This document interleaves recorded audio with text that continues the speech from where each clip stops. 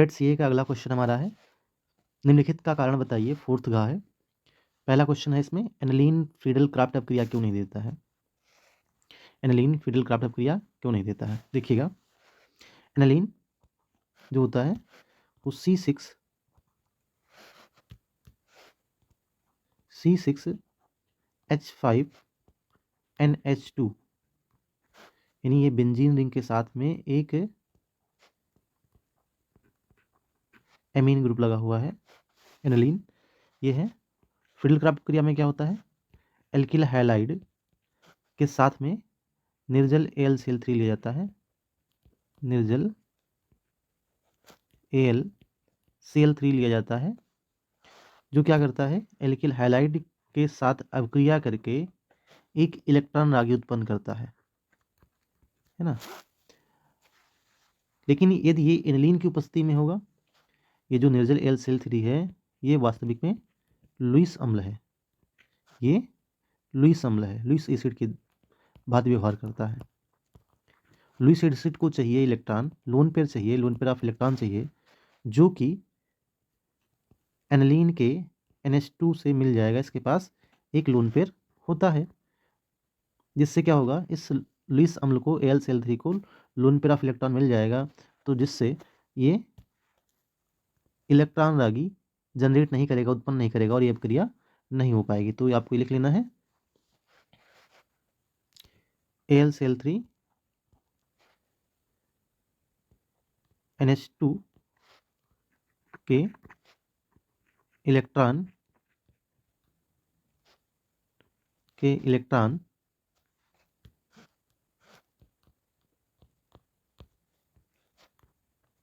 को ग्रहण कर लेता है, जिससे इलेक्ट्रॉन रागी नहीं बनता है। और दूसरा क्या होगा, बेंजीन रिंग जो है, जो सक्रिय थी लोन पेयर होने के कारण, वो निष्क्रिय भी हो जाएगी, तथा बेंजीन वलय निष्क्रिय हो जाता है। बेंजीन वलय जो होता है वो निष्क्रिय हो जाता है, वलय निष्क्रिय हो जाता है।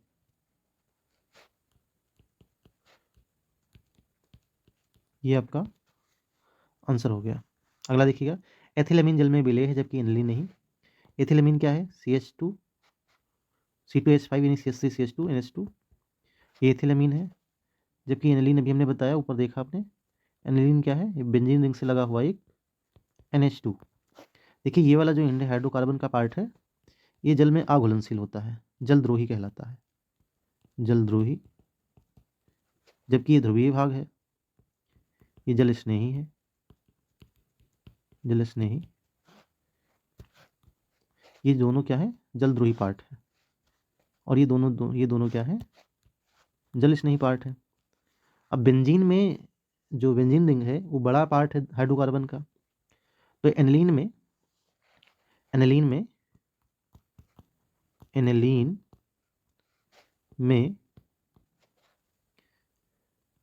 बेंजीन वलय जो है, बेंजीन वलय जलद्रोही भाग है जो बड़ा है, बेंजीन वलय बड़ा जलद्रोही भाग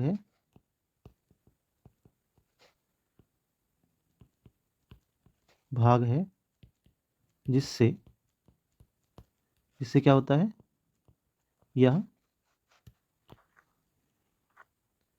जिससे यह हाइड्रोजन बॉन्ड नहीं बना पाएगा, है ना, जिससे यह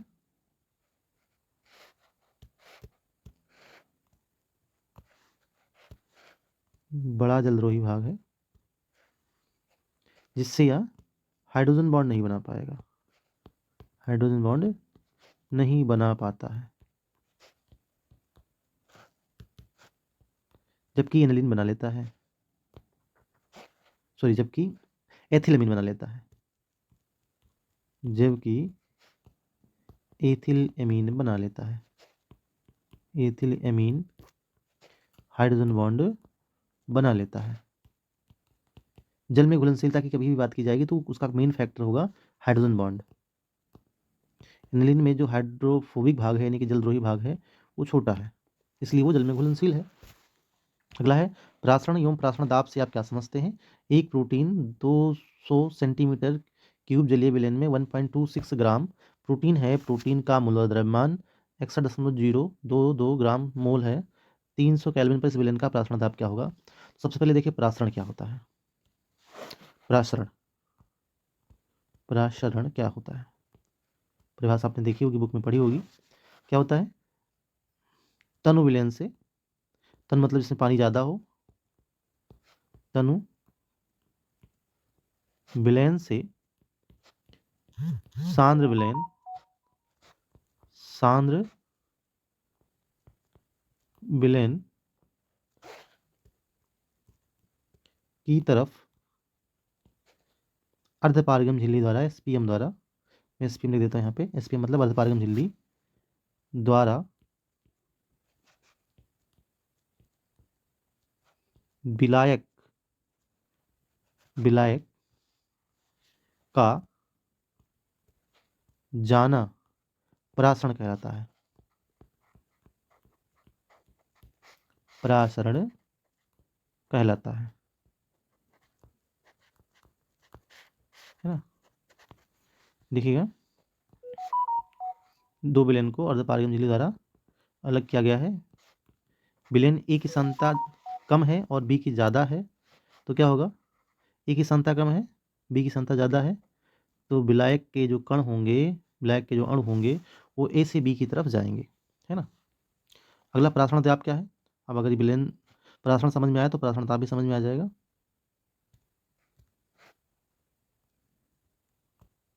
प्रासरण दाब क्या होता है। प्रासरण दाब विलायक के अणुओं को, विलायक के अणुओं को स्वतः गमन करने से, जाने से रोकने के लिए, गमन करने है ना, या जाने से, करने से रोकने के लिए, से रोकने के लिए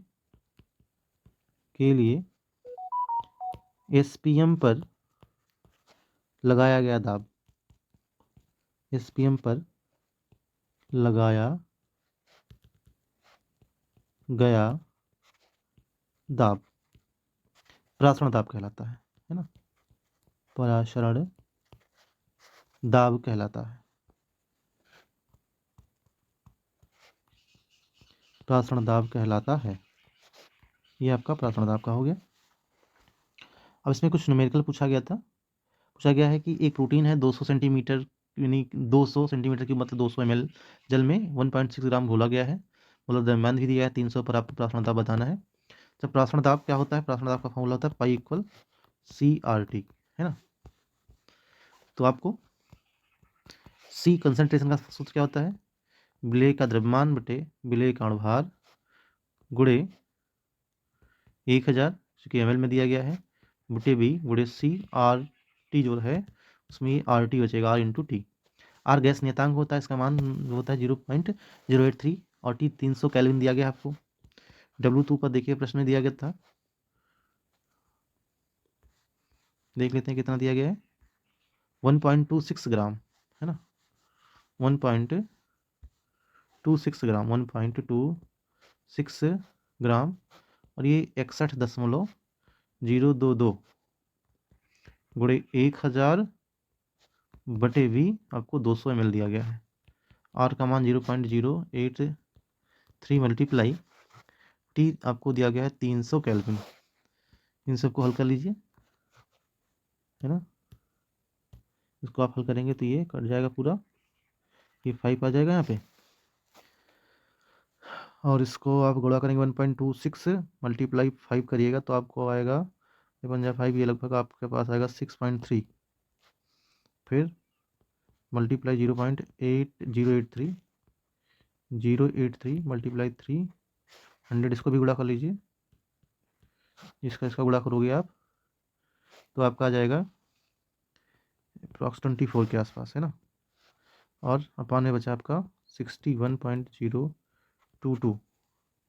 इसको मल्टीप्लाई करेंगे आप तो मल्टीप्लाई करने पर आपका आ जाएगा ये 156.87 अपान 61.02।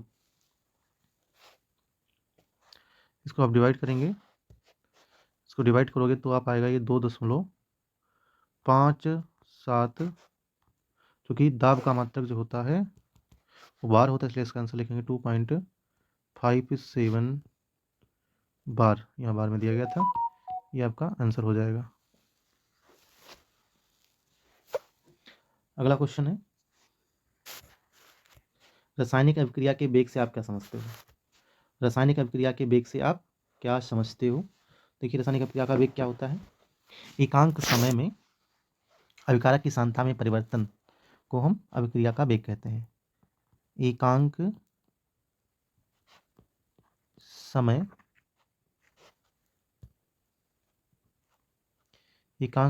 में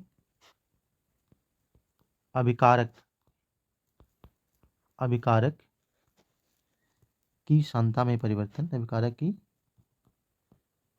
सांद्रता में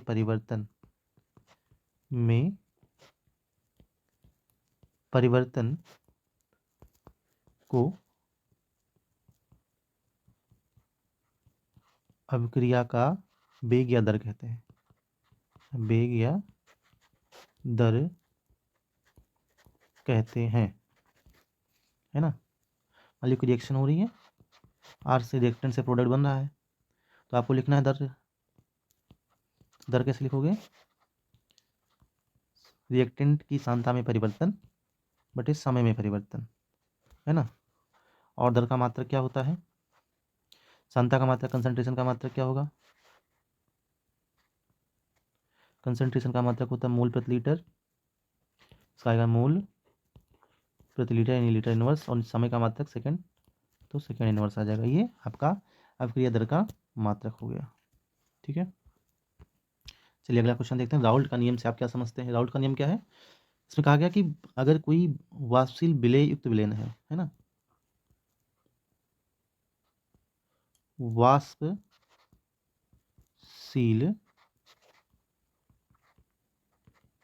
विलेय युक्त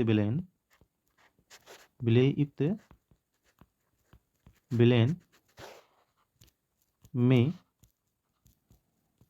प्रत्येक अवयव का, जो भी अवयव लिए गए हैं, अवयव का जो वाष्प दाब होता है, आंशिक वाष्प दाब कहेंगे का, आंशिक वाष्प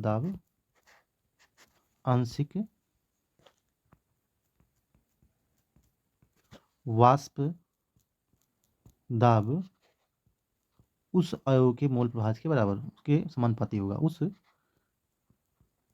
अवयव, जो भी अवयव का आप वाष्प दाब निकाल रहे हैं, उस अवयव के मूल प्रभाज या मूलंश के समानुपाती होता है। मूल प्रभाज या मूलंश के समानुपाती होता है ना। मतलब मान लीजिए आपने दो अवयव लिए हैं, एक अवयव ए एक अवयव बी, इन दोनों को आपस में घोला है, तो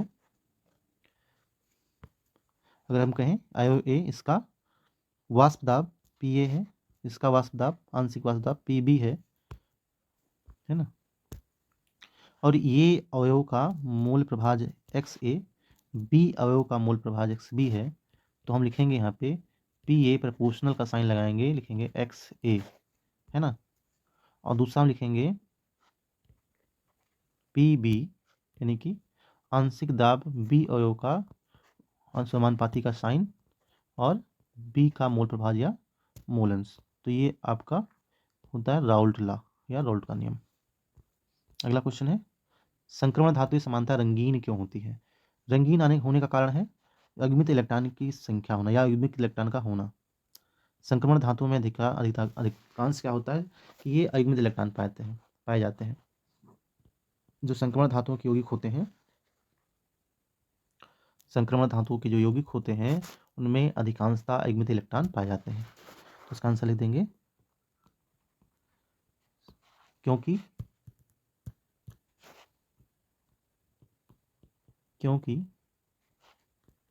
इनमें अयुग्मित इलेक्ट्रॉन पाए जाते हैं। क्या पाए जाते हैं? अयुग्मित इलेक्ट्रॉन पाए जाते हैं, है ना। हमने शॉर्ट फॉर्म में लिख दिया, आप डिटेल में लिख सकते हैं। जैसे हम एग्जांपल ले लें, मान लीजिए आपने लिया FeNH3 का होल 6 और Cl3। अगर नाम इसका बोला जाए तो हेक्साएमाइन फेरस थर्ड क्लोराइड रहेगा ये। इसमें Fe पर +3 ऑक्सीडेशन स्टेट है। तो अगर देखो ऑक्सीजन जो आयरन होता है Fe होता है, उसका इलेक्ट्रॉनिक विन्यास लास्ट का अगर लिखा जाएगा तो रहेगा 3d6 4s2। ऐसा क्यों? क्योंकि इसका एटॉमिक नंबर 26 होता है आयरन का, है ना। Fe का जो एटॉमिक नंबर होता है 26 होता है। अब देखो +3 अवस्था में तो 2 इलेक्ट्रॉन सल्फर से जाएंगे, 2 इलेक्ट्रॉन सल्फर से जाएगा और 1 इलेक्ट्रॉन सॉरी 2 इलेक्ट्रॉन S से जाएगा और 1 इलेक्ट्रॉन D से जाएगा। तो आपका हो जाएगा ये 3d5 4s0। अब D में कितने इलेक्ट्रॉन आते हैं? आप जानते हो कि D में 10 इलेक्ट्रॉन आते हैं, है ना। D को जो होता है उसमें 10 इलेक्ट्रॉन आते हैं, जबकि इसमें सभी में 1 इलेक्ट्रॉन है। अयुग्मित इलेक्ट्रॉन कितने हैं? इसमें 5 हैं। तो ये यौगिक जो होगा वो रंगीन होगा। तो अयुग्मित इलेक्ट्रॉन होने के कारण ही ये रंगीन होते हैं। सेम अगला क्वेश्चन है, पूछा गया है कि ज़्यादातर धातुएं अनचुंबकीय होती है। इसका भी कारण है कि ज़्यादातर जो धातुएं होती हैं, चाहे Fe ले लो, चाहे इनका यौगिक ले लो, Fe+3 स्टेट में क्या है, इनमें अयुग्मित इलेक्ट्रॉन है। इसमें अगर देखो Fe जो है 26, Fe इसमें 3 इलेक्ट्रॉन निकल जाएगा तो 23 बचेगा। इसका इलेक्ट्रॉनिक विन्यास लिखते हैं तो इसमें लास्ट में क्या आएगा? अभी हमने लिखा है आपको ऊपर 3d5 4s0। इसका भी आपने देखा 5 अयुग्मित इलेक्ट्रॉन है। इसका अगर लिखो तो आप क्या लिखोगे? 3d6 4s2 और D में 6 इलेक्ट्रॉन है, जबकि कितने आते हैं? 10 आते हैं। तो 1 2 3 4 5 और 6। आप इसमें देखोगे इसमें भी आपके 4 अयुग्मित इलेक्ट्रॉन हैं। तो अयुग्मित इलेक्ट्रॉन होने के कारण ही क्या है, धातुएं जो होती हैं, संक्रमण धातुएं होती हैं, ज़्यादातर अनचुंबकीय तथा रंगीन होती हैं। अगला क्वेश्चन है, इसका नाम बताना है आपको। नाम देख लेते हैं। अब नाम लिखने के लिए सबसे पहले तो ऑक्सीडेशन स्टेट निकालो, कुछ रूल होते हैं वो पता होने चाहिए, है ना। तो हम रूल तो एक्सप्लेन नहीं कर पाएंगे यहाँ पे, लेकिन हम नाम बता देते हैं आपको। देखिए यहाँ पे सबसे पहले देखिए, यहाँ इथाइल डायमीन इमीन लिखा हुआ है। तो इस पर ऑक्सीडेशन स्टेट जो होती है, जो आवेश होता है 0 होता है। क्लोरीन पर -2 होता है और बाहर -2 आया है। इसका मतलब क्या है? बाहर अगर -2 आवेश आया है, इसका मतलब क्या है कि ये -2 से क्लोरीन 1 है, तो -1 आया है, तभी -1 लग पाया है, क्योंकि यहाँ पर जब +3 होगा तो ये बैलेंस करेगा। -2 तो बैलेंस हो जाएगा और -1 बैलेंस बाहर करेगा। इसलिए हम कह सकते हैं कि यहाँ पर जो क्रोमियम है, क्रोमियम पर ऑक्सीडेशन स्टेट जो है वो +3 है ना। ध्यान रखिएगा। अब इसका नाम जब लिखा जाएगा, सबसे पहले हम अंग्रेजी के अल्फ़ाबेट के क्रम में जो लीगेंट है उनका नाम लिखेंगे। तो इसमें सबसे पहले इमीन आएगा, सॉरी इथाइल एमीन होगा तो सी आएगा, सबसे पहले सी आएगा। तो हम लिखेंगे डाईक्लोरो, हम लिखेंगे डाईक्लोरो, डाईक्लोरो।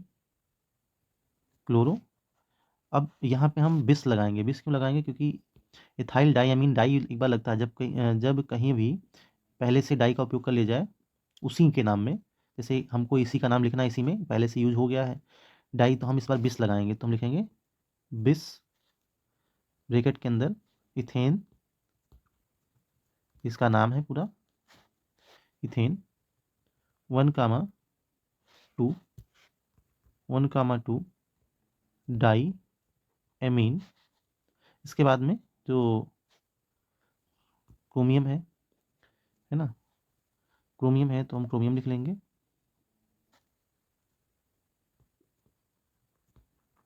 क्रोमियम और ब्रैकेट में ऑक्सीजन स्टेट, ऑक्सीकरण अवस्था लिखी जाएगी। क्रोमियम ब्रैकेट में रोमन नंबर में ऑक्सीडेशन स्टेट, है ना। मैं एक बार दोबारा लिखता हूँ पूरा।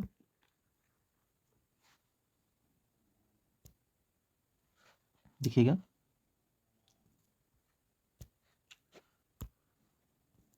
डाई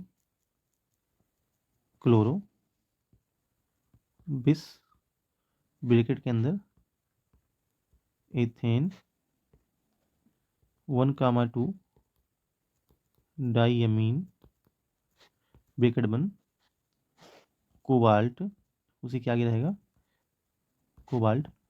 ऑक्सीडेशन स्टेट इसमें थर्ड है तो रोमन नंबर में 3 ब्रैकेट में, और लास्ट में क्लोरीन है तो उसका क्लोराइड, है ना। ये इसका नाम हो गया। अगला नाम लिखेंगे, हमने ऊपर नीचे प्रिंट कर दिया है। लिखा जाएगा पोटेशियम, इसमें पहले धनायन का नाम लिखा जाएगा क्योंकि धनायन का नाम साल्ट में पहले लिखा जाता है। तो पोटेशियम, इसके बाद में अब शुरू हो जाएगा आपका एरायन का नाम। तो सबसे पहले लिगेंड का नाम लिखेंगे, पोटेशियम ट्राई ऑक्सलेटो, पोटेशियम ट्राई ऑक्सलेटो, 3 बार ऑक्सलेटो है यहाँ पे देखिए, C2O4 ऑक्सलेटो है, ट्राई ऑक्सलेटो। और जब जो है ऋणायन में ये केंद्रीय परमाणु हो तो उसमें 8 लगा देते हैं तो कोबाल्टेट लिखा जाएगा, कोबाल्टेट, कोबाल्टेट ब्रैकेट में रोमन नंबर में। इसकी ऑक्सीडेशन स्टेट यहाँ देखना चाहें तो ये जो ऑक्सलेट होता है उस पर -2 होता है तो 3 पर -6 हो जाएगा। तो कुल मिला के इस पर आपका आएगा 3 ऑक्सीडेशन स्टेट आएगी तो रोमन में हम 3 लिख देंगे। ये आपका नाम हो गया। अगला है सीजियम, सीजियम, है ना। 4 बार क्लोरीन है तो लिखा जाएगा टेट्रा क्लोराइडो। और फेरेट, फेरेट ब्रैकेट में ऑक्सीडेशन स्टेट अगर देखोगे तो यहाँ -4 और प्लस का 1 बाहर तभी आएगा जब यहाँ पे प्लस का 3 होगा उसको बैलेंस करने के लिए, यानी कि फेरेट आयरन पर 3 ऑक्सीडेशन स्टेट है तो आपका ये नाम हो गया। अगला कुछ देखिएगा है, यहाँ पे ये न्यूट्रल है तो इसका भी सबसे पहले हम एमीन का लिखेंगे, try amine, try amine, ammonia को एमीन कहते हैं, ट्राई एमाइन। फिर ट्राई क्लोराइड, 3 बार क्लोरीन भी है, try, try chloride, try chloride. Cobalt, cobalt की ऑक्सीजन स्टेट देखें तो -3 क्लोरीन पर होगा, कुल मिला के -3, एक 3 क्लोरीन है इसमें तो -3 हो जाएगा। तो इसलिए कोबाल्ट, कोबाल्ट ब्रैकेट में रोमन नंबर में 3rd। इसमें नाम लिखते समय किसी भी अल्फ़ाबेट में कोई स्पेस नहीं दिया जाता है, अगर कहीं स्पेस है तो स्पेस वो लिखने की असमर्थता के कारण दिया गया है। बाकी आप जब कॉपी में लिखेंगे तो